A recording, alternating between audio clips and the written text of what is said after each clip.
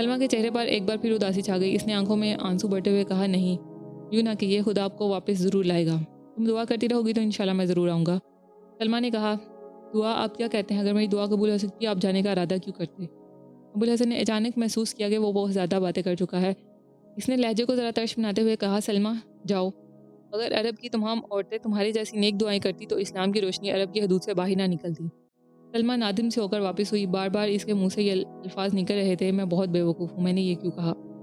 تھوڑی دیر بعد وہ کوٹھے پر چڑھی۔ افق مغرب پر گرم لوہے کے سرخ تال کی طرح چمکتا ہوا سورج پانی میں غوطے لگانے کی تیاری کر رہا تھا۔ آسمان پر کہیں کہیں ہلکے ہلکے بادل شفق کی سرخی کی عکاسی کر رہے تھے۔ مرطوب ہوا کے جھونکے ناریل کے پتوں پر ایک دلکش چراغ چھڑ رہے تھے۔ ارد گرد کے تمام مناظر سے ہٹ کر سلمیٰ کی نگاہیں سمندر کے کنارے عربوں کے جہاز پر مرکوز ہو گئی۔ دل میں ہیجان بے پا ہوا۔ اس نے ہاتھ اٹھا کر دعا کی، اے خشکی اور تری کے مالک، مجھے ایک مسلمان عورت کا ایمان دے، مجھے سیدھی راہ دکھا، اور جب وہ واپس آئیں تو مجھے دیکھ کر خفا نہ ہوں۔ تیسرے دن آسمان پر بادل چھا رہے تھے۔ سلمیٰ کوٹھے پر چڑھ کر حسرت بھری نگاہوں سے سمندر کی طرف دیکھ رہی تھی۔ ساحل سے ابوالحسن کے جہاز موجوں پر رقص کرتا ہوا نظر آ رہا تھا۔ ہوا کے تیز جھونکے آئے اور بارش ہونے لگی۔ بارش کی تیزی کے ساتھ اس کی نگاہوں کا دائرہ محدود ہوتا گیا، یہاں تک جہاز آنکھوں سے اوجھل ہو گیا۔ ضبط کی کوشش کے باوجود اس کی آنکھوں سے آنسو چھلک پڑے اور رخساروں پر بہتے ہوئے بارش کے قطروں کے ساتھ مل گئے۔ سلمیٰ دیر تک ہاتھ اٹھا کر یہ دعا دہراتی رہی، میرے مولا، اسے سمندر کی سرکش لہروں سے محفوظ رکھیو۔ باغیچے میں ابوالحسن سے آخری ملاقات کے بعد سلمیٰ کے خیالات اور عادتوں میں بہت بڑی تبدیلی آ چکی تھی۔ اسے ابوالحسن کی بے اتنائی کا بے حد ملال تھا، تاہم اسے انسانیت کا بلند ترین معیار تصور کرتے ہوئے اس بات پر ایمان لا چکی تھی کہ اس کی جو عادات ابوالحسن کو ناپسند ہیں یقیناً بری ہوں گی۔ چنانچہ اس نے دوبارہ کسی کے سامنے بے حجاب ہونے کی جرات نہ کی۔ جب ابوالحسن اور اس کے ساتھی بندرگاہ کی طرف روانہ ہوئے تو اس نے اپنے دل سے یہ سوال کیا، کیا اس کے دل میں میرے لیے کوئی جگہ ہو سکتی ہے؟ ابوالحسن کی باتیں یاد آتی تو اس کے دل میں کبھی یاس کی تاریکیاں مسلط ہو جاتی ہیں اور کبھی امید کے چراغ چمک اٹھتے۔ عبداللہ کی آواز سن کر وہ نیچے اتری۔ بوڑھے باپ نے سوال کیا، سلمیٰ تم بارش میں اوپر کیا کر رہی تھی؟ کچھ نہیں ابا جی۔ سلمیٰ کوئی بہانہ کرنا چاہتی تھی لیکن اسے ابوالحسن کی نصیحت یاد آ گئی اور وہ بولی، میں ان کا جہاز دیکھ رہی تھی۔ عبداللہ نے کہا، وہ تو دیر ہوئی جا چکے، جاؤ تم کپڑے بدلاؤ، طلحہ بھی آ جائے گا، ہم اسے قرآن مجید پڑھیں گے۔ سلمیٰ نے پوچھا، آپ انہیں کہاں چھوڑ آئے؟ وہ رستے میں زید کے گھر ٹھہر گیا تھا، ابھی آ جائے گا۔ چند دنوں میں طلحہ کی تعلیم کا نتیجہ یہ ہوا کہ سلمیٰ اپنی ہر بات میں ابوالحسن کی خوشی کو مقدم سمجھنے کے بجائے خدا کی رضا کو مقدم سمجھنے لگی۔ تاہم ہر نماز کے بعد اس کی سب سے پہلے دعا ابوالحسن کے لیے ہوتی۔ 6 مہینے گزر گئے، ابوالحسن کی کوئی خبر نہ آئی۔ سلمیٰ کی اداسی بے چینی میں تبدیل ہونے لگی۔ وہ صبح و شام مکان کی چھت پر چڑھ کر سمندر کی طرف دیکھتی۔ بندرگاہ کی طرف سے آنے والا ہر نیا جہاز اسے دور سے ابوالحسن کی آمد کا پیغام دیتا۔ وہ اپنے خادم کو دن میں کئی مرتبہ بندرگاہ کی طرف بھیجتی۔ جب وہ مایوس نگاہوں کے ساتھ واپس آتا وہ بے قرار سی ہو کر پوچھتی، تم نے اچھی طرح دیکھا؟ ممکن ہے ان میں کوئی عرب ہو؟ خادم جواب دیتا، وہ فلاں جگہ سے آیا ہے، میں نے پوری طرح چھان بین کر کے آیا ہوں، ان میں سے ایک بھی عرب نہ تھا۔ وہ امید و بہم کے سمندر میں غوطے کھانے والے انسان کی طرح تنکوں کا سہارا لیتی اور کہتی، تم نے ملاحوں سے پوچھا تھا؟ ممکن ہے انہوں نے رستے میں کسی بندرگاہ پر عربوں کا جہاز دیکھا ہو یا ان کے متعلق سنا ہو۔ خادم پھر بھاگتا ہو بندرگاہ کی طرف جاتا۔ سلمیٰ کی امنگیں پرانے امیدوں کے کھنڈروں پر نئی امیدوں کا محل کھڑا کر لیتی۔ بوڑھے نوکر کا افسردہ اور ملول چہرہ پھر وہی حوصلہ شکن خبر دیتا اور سلمیٰ کی امیدوں کا محل درہم سے نیچے آ رہتا۔ ہر صبح وہ اپنے دل میں امید کے چراغ روشن کرتی۔ جب سورج سمندروں کی لہروں میں چھپ جاتا تو یہ چراغ بھی بجھ جاتے۔ اس کے دل کی دھڑکنیں آہوں اور آنسوں میں تبدیل ہو جاتی۔ مدت تک طلحہ یا اپنے باپ میں سے کسی پر اس نے دل کا حال ظاہر نہ ہونے دیا، لیکن ایک شام سلمیٰ کے طرز عمل نے ان دونوں کو شبہ میں ڈال دیا۔ باہر موسلا دھار بارش ہو رہی تھی۔ طلحہ اور عبداللہ برآمدے میں بیٹھے باتیں کر رہے تھے۔ سلمیٰ ایک کمرے کے دریچے کے سامنے بارش کا منظر دیکھ رہی تھی۔ باتوں باتوں میں ابوالحسن کا ذکر آ گیا۔ عبداللہ نے کہا، خدا جانے اب تک وہ کیوں نہیں آئے، 8 مہینے ہو گئے ہیں۔ طلحہ نے کہا، اگر خدا نے اسے سمندر کے حوادث سے محفوظ رکھا ہوا تو اتنی دیر تک اسے واپس نہ آنے کی وجہ یہی ہو سکتی ہے کہ وہ کہیں جہاد پر چلا گیا ہے۔ عبداللہ نے کہا، آج مجھے دلیپ سنگھ نے بتایا ہے کہ یہاں سے کوئی 30 میل کے فاصلے پر مال بردار کا ایک جہاز غرق ہو چکا ہے، صرف ایک کشتی 5 آدمیوں کو لے کر یہاں پہنچی ہے۔ طلحہ نے پوچھا، اس پر کتنے آدمی تھے؟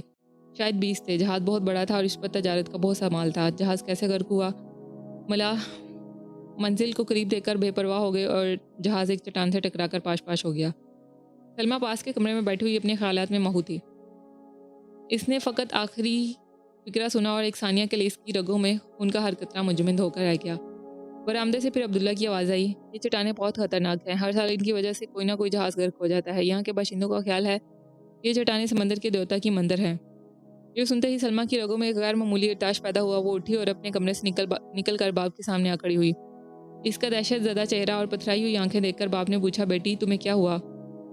कुछ देर जज्बात की शिद्दत की वजह से सलमा के मुंह से कोई आवाज़ ना निकली। रंजो करब की गहराइयों में डूबी हुई निगाहें ये कह रही थी, जो कुछ तुम मुझसे छुपाना चाहते हो मैं जान चुकी हूँ। तलहा ने हैरान होकर पूछा, क्यों बेटी क्या बात है? सलमा के बेंचे हुए होंठ कपकपाए, पथराई हुई आंखों पर आंसुओं के बारीक पर्दे छा गए। इसने कहा, बताइए कब डूबा उनका जहाज़? आपको किसने बताया? और वो आप खामोश क्यों हैं? खुदा के लिए कुछ कहिए, मैं बुरी से बुरी खबर सुनने के लिए तैयार हूँ। हिचकियों और आहों की शिद्दत इसकी आवाज़ के तसलसल को तोड़ रही थी। अब्दुल्ला ने परेशान सा होकर जवाब दिया, बेटी हम मालबरदार के एक जहाज़ का जिक्र कर रहे हैं, आज दलीप ने मुझे बताया था। लेकिन सलमा ने बाप का फिक्रा पूरा ना होने दिया। नहीं नहीं, आप मुझसे छुपाना चाहते हैं, मुझे झूठी तसलियाँ ना दें। यह कहकर सलमा हिचकियाँ लेती हुई दूसरे कमरे में चली गई। बूढ़ा बाप कुछ समझा कुछ ना समझा, वो तलहा की तरफ माजरत तलब निगाहों से देखता हुआ उठा और सलमा के कमरे में चला गया। सलमा मुंह के बाल बिस्तर पर लेटी हिचकियाँ ले रही थी। बूढ़े बाप का दिल भर आया। उसने करीब बैठकर सर पर हाथ फेरते हुए कहा, बेटी क्या हो गया तुम्हें? सलमा उठकर बैठ गई, आंसू पूंछे और हिचकियाँ जब्त करते हुए जवाब दिया, कुछ नहीं अब्बा जान, मुझे माफ़ कीजिए, आइंदा आप मुझे कभी रोता नहीं देखेंगे। लेकिन रोने की कोई वजह भी तो हो, ऐसी खबरें तो हम हर रोज़ सुना करते हैं। आखिर मालबरदार का एक जहाज़ गर्क होने की खबर में क्या खसूसियत थी? सलमा ने गौर से अपने बाप के चेहरे की तरफ देखा और कदरे मुतमईन होकर बोली, आप सच कहते हैं? अब्दुल्ला ने बरहम होकर कहा, आखिर मुझे झूठ की क्या ज़रूरत थी? आज तक तुमने मेरी किसी बात पर शक नहीं किया। अगर मुझ पर यकीन नहीं आता तो तलहा से पूछ लो। सलमा ने नदामत से सर झुका लिया और कहा, अब्बा जान मैं माजरत चाहती हूँ। मैं समझी थी कि शायद आप अरबों के जहाज़ का जिक्र कर रहे हैं। बेटी क्या तुम ये समझती हो कि खुदा न खास्ता अगर मैं इनके जहाज़ के मुतल्लिक ऐसी खबर सुनता तो मुझे तुमसे कम सदमा होता? शाम के खाने के बाद तलहा और अब्दुल्ला का खादिम इशा की नमाज अदा कर रहे थे। खादमा बर्तन साफ कर रही थी। इतने में किसी ने बाहर के फाटक पर दस्तक दी। सलमा ने खादमा से कहा, शायद जैद और कैस आए हैं। तुमने बाहर का दरवाज़ा बंद तो नहीं किया दिया था? खादमा ने जवाब दिया, ऐसी बारिश में कौन आ सकता है? मैं अभी क्वार्ड बंद करके आई हूँ। अगर इन्हें आना होता तो मगरिब की नमाज़ के लिए ना आते। और हाँ, जैद तो बीमार है, कैस बेचारा बूढ़ा है, इसने घर पर ही नमाज़ पढ़ ली होगी। लेकिन फिर भी कोई दरवाज़ा खटखटा रहा है। ये आपका वहम है, दरवाज़ा हवा से हिल रहा है। नहीं, किसी की आवाज़ भी सुन रही हूँ, शायद मैं जाती हूँ। सलमा का दिल धड़क रहा था। तारीकी में एक कदम आगे देखना मुहाल था। वो बिजली की चमक में दरख्तों से बचती हुई फाटक तक पहुंची। फाटक के बाहर कोई आहट ना पाकर इसका दिल बैठ गया। वो मायूस होकर वापस होने को थी कि किसी ने दरवाजे को ज़ोर से धक्का देते हुए आवाज़ दी, कोई है? एक आन के लिए सलमा के पाँव ज़मीन से पेवस्त होकर रह गए। फिर वो लपक कर आगे बढ़ी और दरवाज़ा खोल दिया। सलमा के सामने एक बुलंद कामिद इंसान खड़ा था। दरवाज़ा खुलते ही इसने सवाल किया, क्या ये अब्दुल्ला का घर है? पेशतर इसके कि सलमा कोई जवाब देती बिजली चमकी और अबुल हसन सलमा को पहचान कर दाखिल हुआ। अबुल हसन ने कहा, ओहो तुम, मुझे अफसोस है इस वक्त मेरी वजह से तुम्हें बारिश में भीगना पड़ा। सलमा ने अपने दिल में कहा, काश तुम ये जान सकते कि इस बारिश की बूंदें किस कदर खुशगवार हैं। और फिर अबुल हसन से मुखातिब होकर बोली, चलिए। बरामदे में तलहा और अब्दुल्ला अबुल हसन की आवाज़ सुनकर इसके इस्तकबाल के लिए खड़े थे। अब्दुल्ला ने आवाज़ दी, कौन? अबुल हसन। अबुल हसन ने बरामदे की सीढ़ी पर कदम रखते हुए कहा, जी हाँ मैं ही हूँ, मुझे अफसोस है मैंने ख्वामख्वाह इस वक्त आपको तकलीफ़ दी। तलहा ने पूछा, कहिए खैरियत तो है ना, आपके साथी कहाँ हैं? हाँ खैरियत है, मैं इन सबको जहाज़ पर छोड़ आया हूँ। मुझे मालूम ना था कि यहाँ तक पहुँचने के लिए मुझे इतने मराहल से गुजरना पड़ेगा। रास्ते में एक दफ़ा फिसला, 2 मरतबा नदी में गिरा, 5 मकानात को आपका मकान समझकर आवाज़ें दी। एक घर के चंद फ़र्ज शनास कुत्तों ने मेरा इस्तकबाल किया। अब्दुल्ला ने सलमा को आवाज़ दी। सलमा अभी बेखुदी के आलम में बरामदे के बाहर खड़ी थी। आज भी बारिश के कतरे इसके रुखसारों के आंसू धो रहे थे, लेकिन ये खुशी के आंसू थे। बाप की आवाज़ सुनकर वो चौंकी और भागती हुई बरामदे में दाखिल हुई। क्या है बाजान? बेटी जाओ उनके लिए खाना और कपड़ों का जोड़ा ले आओ और बाकी मेहमानों के लिए भी खाना तैयार करवाओ। मैंने बुलाने के लिए चाहता हूँ। अबुल हसन ने कहा, खाना हम सब खा चुके हैं, आप तकलीफ़ ना करें। कपड़े बदलने के बाद अबुल हसन अब्दुल्ला और तलहा से देर तक बातें करता रहा। इसने देर से वापस आने की ये वजह बयान की कि बसरा से उसे अफ्रीका के एक मुहिम में शरीक होने के लिए भेज दिया गया था। 7वें दिन अब्दुल्ला की रजामंदी से सलमा और अबुल हसन को रिश्ता अज़दवाज में मुंसलिक कर दिया गया। 3 साल बाद अबुल हसन शहर में अपने लिए खूबसूरत मकान और इसके करीब एक मस्जिद तमीर करवा चुका था। इसके देखा देखी इसके चंद साथी भी शहर में आबाद हो गए। 5 साल के अरसे में अबुल हसन और तलहा की तबलीग से मकामी बाशिंदों के चंद घराने दायरा इस्लाम में दाखिल हो गए और अबुल हसन ने मुसलमान बच्चों की तालीम और तरबियत के लिए एक मदरसा तमीर करके दर्स व तदरीस के फ़राइज़ तलहा के सुपुर्द कर दिए। अब्दुल्ला की बदौलत इसकी तजारत को बहुत फ़रोग हुआ। شادی کے دوسرے سال اس کے یہاں ایک لڑکا اور چوتھے سال ایک لڑکی پیدا ہوئی۔ لڑکے کا نام اس نے خالد اور لڑکی کا نام ناہید رکھا۔ 10ویں سال ایک اور لڑکا پیدا ہوا، لیکن 3 ماہ کی عمر میں والدین کو داغ مفارقت دے گیا۔ جب خالد کی عمر 7 اور ناہید کی عمر 5 برس تھی، سلمیٰ کے باپ نے چند دن موسمی بخار میں مبتلا رہ کر دائے اجل کو لبیک کہا۔ ابوالحسن کو دنیا کی ہر نعمت میسر تھی، اس کے پاس مال دولت کی کمی نہ تھی، اسے اپنی بیوی بچوں سے بے انتہا محبت تھی، لیکن یہ محبت اسے گھر کی چار دیواری میں پابند سلاسل نہ رکھ سکی۔ وہ قریباً ہر سال فریضہ حج ادا کرنے کے لیے ایک طویل بحری سفر کی کٹھن منازل طے کرتا۔ 5 دفعہ اس نے ایشیائی کوچوں کو شمالی افریقہ میں جہاد کرنے والی افواج کا ساتھ دیا۔ ہر بار جہاد اور حج سے واپس آنے کے بعد وہ فنون حرب اور مذہبی تعلیم میں اپنے بچوں کا امتحان لیتا۔ خالد تیر اندازی، شاہ سواری، تیگ زنی اور جہاز رانی کی تعلیم میں اپنے باپ کی بہترین توقعات پوری کر رہا تھا۔ ناہید 12 سال کی عمر تک تیر اندازی کے علاوہ سرکش گھوڑوں پر سوار ہونا سیکھ چکی تھی۔ پڑھنے لکھنے میں بھی طلحہ کو اس کی غیر معمولی ذہانت کا اعتراف تھا۔ راجہ کے ساتھ ابوالحسن کی تعلقات بہت خوشگوار تھے۔ مہارانی ایک مدت سے سلمیٰ کی سہیلی بن چکی تھی۔ وہ ہفتے میں 2 مرتبہ پالکی بھیج کر ماں اور بیٹی کو اپنے محل میں بلاتی۔ راجکماری ناہید سے اس قدر مانوس ہو چکی تھی کہ خود بھی کبھی کبھی ابوالحسن کے گھر چلی آتی۔ راجکمار عمر میں خالد سے 4 سال بڑا تھا، لیکن پھر بھی وہ خالد کو ہر بات میں قابل تقلید سمجھتا۔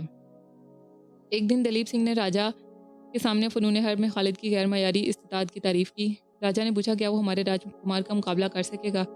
دلیپ سنگھ نے جواب دیا، مہاراج، ہمارے راجکمار نازوں کے پلے ہوئے ہیں، وہ ایک سپاہی کا بیٹا ہے، لیکن وہ بہت چھوٹا ہے۔ دلیپ سنگھ نے جواب دیا، مہاراج، اگر عرب مائیں بچپن میں اپنے بچوں کی اس طرح تربیت نہ کرتی تو آج وہ آدھی دنیا پر قابض نہ ہوتے۔ میں نے سنا ہے عرب مائیں 14 سال کے بچوں کو میدان جنگ میں بیچ دیتی ہیں۔ راجہ نے پوچھا، خالد کی کیا عمر ہے؟ مہاراج، یہی کوئی 12 سال ہوگی۔ آخر ان بچوں میں کیا خوبی ہے جو ہمارے بچوں میں نہیں ہے؟ دلیپ سنگھ نے جواب دیا، مہاراج، اگر برا نہ مانے تو میں عرض کروں۔ راجہ نے کہا، کہو۔ مہاراج، ہم میں اور ان میں ایک بنیادی فرق ہے کہ ہم بے شمار دیوتاؤں کو مانتے ہیں۔ ان دیوتاؤں کے علاوہ دنیا کی ہر وہ طاقت جو ہمیں خوفزدہ کر سکتی ہے ہماری نگاہوں میں دیوتاؤں کا درجہ حاصل کر لیتی ہے۔ مثلاً ہماری راہ میں اگر کوئی دشوار گزار پہاڑ آ جائے تو ہم اسے اپنی قوت تسخیر کے امتحان کی بجائے اسے دیوتا سمجھ کر اسے پوجا شروع کر دیتے ہیں، لیکن وہ صرف ایک خدا کو مانتے ہیں اور اس کے سوا روئے زمین کی کسی بڑی سے بڑی قوت کے سامنے سر جھکانا گناہ سمجھتے ہیں۔ اس کے علاوہ ان کا ایمان ہے کہ انسان مر کر فنا نہیں ہوتا، بلکہ موت کے بعد اس کی نئی زندگی کا آغاز ہوتا ہے۔ ابوالحسن نے ایک دن مجھے بتایا تھا کہ جب خالد رضی اللہ عنہ ان کا بہت بڑا سپہ سالار شام کی طرف پیش قدمی کر رہا تھا تو شام کے گورنر نے اسے لکھا تھا کہ تم پہاڑ سے ٹکرا رہے ہو، تمہاری 40,000 سپاہیوں کے مقابلے میں میرے پاس 2.5 لاکھ ایسی فوج ہے جو بہترین ہتھیاروں سے مسلح ہے۔ اس کے جواب میں مسلمانوں کے سپہ سالار نے لکھا کہ مجھے تمہاری طاقت کا اندازہ ہے، لیکن تم شاید یہ نہیں جانتے کہ تمہارے سپاہیوں کے دلوں میں جس قدر زندہ رہنے کی آرزو ہے، میری سپاہیوں میں موت کی تمنا اس سے کہیں زیادہ ہے۔ راجہ نے کہا، دلیپ سنگھ، میں یہی چاہتا ہوں کہ راجکمار کی سپاہیانہ تربیت ابوالحسن کو سونپ دی جائے۔ تم اس سے ملو، اگر وہ یہ خدمت قبول کر لے تو ہم اسے ایک معقول معاوضہ دینے کے لیے تیار ہیں۔ دلیپ سنگھ کے کہنے پر ابوالحسن نے راجہ کی دعوت خوشی سے قبول کر لی، لیکن معاوضہ لینے سے انکار کر دیا۔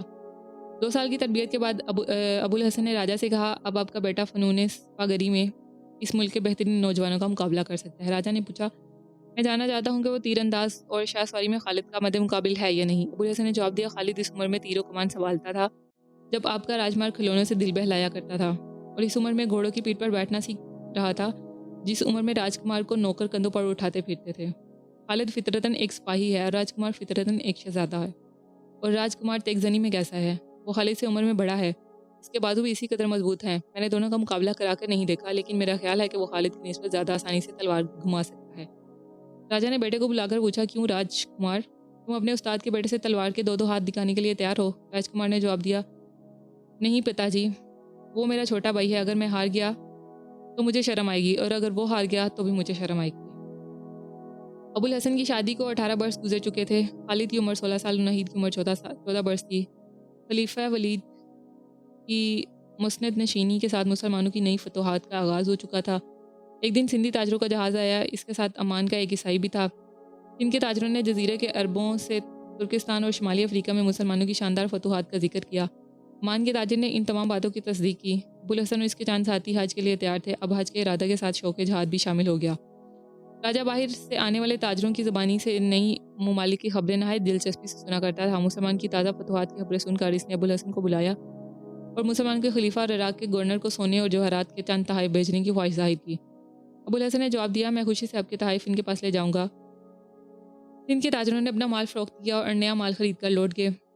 ان کے جانے کے بعد چند دن بعد ابوالحسن اس کے ساتھی سفر حج کے لیے تیار ہو گئے۔ اس سال سرندیپ مسلموں کے علاوہ حج پر جانے والے عربوں کی تعداد بھی خلاف معمول زیادہ تھی۔ طلحہ اس کے علاوہ 3 اور عرب تاجر حج پر جانے والوں کے گھروں کی دیکھ بھال کے لیے پیچھے رہ گئے، لیکن عرب اپنے کم سن بچوں کو طلحہ کی حفاظت میں چھوڑ کر بیویوں کو ساتھ لے گئے اور بعض اپنے اہل ویال کو گھروں میں چھوڑ گئے۔ ابوالحسن اپنی بیوی اور بچوں کو ساتھ لے جانے کے لیے ارادہ کر چکا تھا، لیکن سفر سے 3 دن قبل سلمہ اچانک بیمار ہو گئی اور اسے یہ ارادہ ملتوی کرنا پڑا۔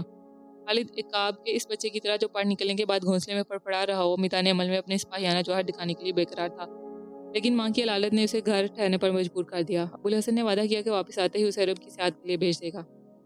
رخصت دن کے دن سلمہ کو سخت بخار تھا، لیکن وہ انتہائی تکلیف کے باوجود بستر پر نہ لیٹی۔ شوہر کو الوداع کہنے سے پہلے اس نے سراپا التجا بن کر کہا، دیکھیے میں بالکل تندرست ہوں، مجھے ساتھ لے چلیے، اپنا وعدہ نہ بھولیے۔ ابوالحسن نے مغموم سا ہو کر جواب دیا، نہیں سلمہ، جہاز پر موسمی بخار تمہیں بہت تکلیف دے گا، تم تندرست ہو جاؤ گی تو میں تمہیں دوسرے سفر میں ساتھ لے چلوں گا۔ دیکھو میں تمہاری اتنی مداری کے لیے خالد اور نہید کو چھوڑ کر جا رہا ہوں، طلحہ بھی تمہارا خیال رکھے گا۔ اس نے آنکھوں میں آنسو بھرتے ہوئے کہا، نہیں نہیں، مجھے ضرور لے چلیے، میں آپ کے ساتھ ہر تکلیف برداشت کر سکتی ہوں۔ ابوالحسن نے کہا، سلمہ ضد نہ کرو، دیکھو تمہاری نبض کس قدر تیز ہے، بخار سے تمہارا چہرہ سرخ ہو رہا ہے، تم نے کبھی سمندر کا سفر نہیں کیا۔ میں جلد واپس آ جاؤں گا۔ نہیں، اس دفعہ مجھے معلوم ہو رہا ہے کہ آپ کا سفر بہت لمبا ہے اور میں شاید دیر تک انتظار نہ کر سکوں گی۔ ابوالحسن نے مغموم صورت بنا کر جواب دیا، سلمہ تم رو رہی ہو، کئی برس ہوئے میں نے تمہیں یہ بتایا تھا کہ مسلمان عورتیں مجاہدوں کو رخصت کرتے وقت آنسو نہیں بہاتی۔ ان الفاظ نے سلمہ پر جادو کا سا اثر کیا۔ اس نے آنسو پونچھ ڈالے، مسکرانے کی کوشش کرتے ہوئے بولی، میرے اس درجہ مغموم ہونے کی وجہ یہ نہ تھی کہ آپ جا رہے ہیں، بلکہ یہ تھی کہ آپ مجھے چھوڑ کر جا رہے ہیں۔ آپ اگر ایک بار مجھے میدان جہاد میں لے جاتے تو شاید پھر مجھے کبھی کمزوری کا تانا نہ دیتے، میں آپ کے ساتھ تیروں کی بارش میں کھڑی رہ سکتی ہوں، لیکن آپ کے انتظار میں ہر روز صبح شام کوٹے کی چھت پر چڑھ کر سمندر کی تو دیکھنا میرے لیے صبر آزما ہوگا۔ ابوالحسن نے جواب دیا، یوں ہی صبر عورتوں کا جہاد ہے، جو کام مرد میدان میں نہیں کر سکتے وہ عورتیں گھر کی چاردیواری میں بیٹھ کر کر سکتی ہیں۔ عورتیں خالد رضی اللہ عنہ اور مسنہ رضی اللہ عنہ نہیں بن سکتی، لیکن ان کی ماؤں کا رتبہ حاصل کر سکتی ہیں۔ آج ہمارے سپاہی اپنے گھروں سے کوسوں دور لڑے ہیں، ان کے ذائم وہ عورتیں بلند رکھتی ہیں جو صبر و استقلال سے گھروں میں ماؤں، بہنوں اور بیویوں کی ذمہ داری سنبھالے ہوئے ہیں۔ ان پر اعتماد کی بدولت ان کے دل میں یہ خیال، یہ بے چینی پیدا نہیں کرنے دیتا کہ گھر پر ان کے ننھے بھائیوں اور بچوں کا کیا حال ہوگا۔ سلمہ تم ہی بتاؤ، کیا وہ سپاہی جسے یہ خیال ہو کہ اس کی بیوی رو رو کر اندھی ہو گئی ہوگی اور بچے گلیوں میں ٹھوکنے کھا رہے ہوں گے، ایک بہادر کی طرح مسکرا کر جان دے سکتا ہے؟ فرض کرو اگر میں نہ آؤں تو عرب کی دوسری ماؤں کی طرح خالد کو جہاد پر رخصت نہ کرو گی؟ سلمہ نے جواب دیا، آپ یقین رکھیے اگر آپ خالد کے لیے ایک برا باپ بننا گوارا نہیں کرتے تو میں بھی ایک بری ماں بننا پسند نہیں کروں گی۔ شام کے وقت ابوالحسن کا جہاز روانہ ہوا۔ سلمہ ناہید کے ساتھ چھت پر کھڑی سمندر کی طرف دیکھ رہی تھی، ضبط کے باوجود اس کی آنکھوں میں آنسو آ گئے۔ ناہید نے کہا، امی جان، آپ نے ابا جان سے وعدہ کیا تھا کہ آپ ہمارے سامنے آنسو نہ بہائیں گی۔ سلمہ نے آنسو پونچھتے ہوئے جواب دیا، بیٹی کاش یہ میرے بس کی بات ہوتی، تمہارے باپ کے مقابلے میں میرا دل بہت کمزور ہے۔ سلمہ یہ کہہ کر بیٹھ گئی۔ ناہید نے اس کی نبض ہاتھ میں رکھتے ہوئے کہا، امی آپ کو بہت بخار ہے، آپ بستر پر لیٹ جائیے۔